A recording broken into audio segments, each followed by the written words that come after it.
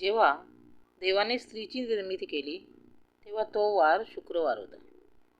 त्या दिवशी देव उशिरापर्यंत काम करत होता. एका देवदूताने विचारलं, देवा, इतका वेळ का लागत आहे?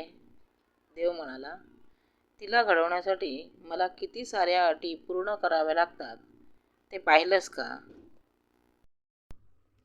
तिला सर्व परिस्थितीमध्ये चांगले काम करता आले पाहिजे. ती एकाच वेळी एकापेक्षा अनेक मुलांची काळजी घेऊ शकली पाहिजे. तिची मिठी म्हणजे गुडघ्यावरील जखम असो वा तुटलेले हृदय, सगळं बरं करू शकणारी असली पाहिजे. हे सगळं तिला फक्त 2 हातांनी करायचंय. आजारी असतानाही ती स्वतःला सावरते. आणि हो, दिवसाला 18 तास काम करू शकते. देवदूत चकित झाला आणि म्हणाला, फक्त 2 हात अशक्य. आणि ही तर नेहमीची रचना आहे. देवदूत स्त्रीजवळ गेला आणि तिला स्पर्श केला आणि म्हणाला, प्रभू, तुम्ही तिला खूप मऊ बनवले आहे. त्यावर देव म्हणाला, ती मऊ असली तरी खूप मजबूत आहे. मी तिला मनाने खूप मजबूत बनवले आहे. ती किती सहन करू शकते आणि किती अडचणींवर मात करू शकते याची तुला कल्पना नाही. देवदूताने विचारले, ती विचार करू शकते का? त्यावर देव म्हणाला, ती फक्त विचारच करत नाही तर तर्क लावते, निर्णय घेते आणि संवादही साधते. देवदूताने तिच्या गालाला स्पर्श केला. प्रभू, इथे काहीतरी गळत आहे. तुम्ही तिच्यावर जास्त ओझे टाकले आहे का? त्यावर देव म्हणाला, ते गळत नाहीत, अश्रू आहेत. ते कशासाठी? देवदूताने विचारले.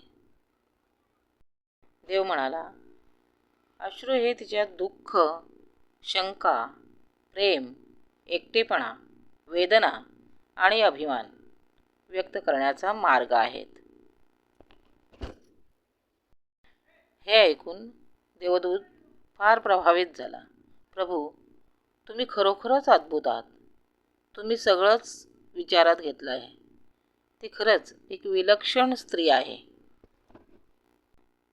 देव म्हणाला, होय, ती विलक्षणच आहे.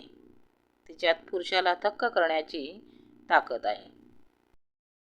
ती संकटांनाही सामोरे जाऊ शकते आणि जड जबाबदाऱ्या पेलू शकते. तिच्यात आनंद, प्रेम आणि स्वतःची मतं असतात. ती ओरडावंसं वाटत असतानाही ती हसते, रडावंसं वाटत असतानाही ती गाते, आनंदात रडते आणि भीती वाटली की हसते.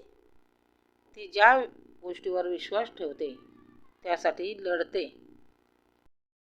तिचं प्रेम निस्वार्थ असतं. नातेवाईक किंवा मित्र गमावल्यावर तिचं हृदय तुटतं, पण तरीही ती जगण्यासाठी ताकद शोधते. देवदूताने विचारलं, मग ती परिपूर्ण आहे का? देव म्हणाला, नाही. तिच्यात एक कमतरता आहे.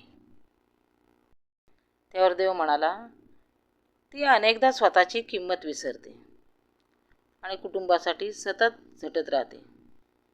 कुटुंबाची काळजी करते आणि कुटुंबासाठी स्वतःची किंमत विसरते. स्त्री ही मुलगी, बहीण, पत्नी आणि सर्वात महत्त्वाचं नातं म्हणजे ती माता आहे. ही सर्व नाती निभावताना आपलं स्वतःचं अस्तित्व विसरते. म्हणून तर स्त्री स्त्री आहे. माझा हा व्हिडिओ सर्व स्त्रियांना समर्पित. माझा व्हिडिओ तुम्हाला आवडला असेल तर नक्की लाईक करा, शेअर करा, सबस्क्राईब करा आणि बेल आयकॉनचं बटन दाबायला विसरू नका, जेणेकरून माझे येणारे नवनवीन व्हिडिओ आपल्यापर्यंत पोहोचू शकतील. थँक्यू.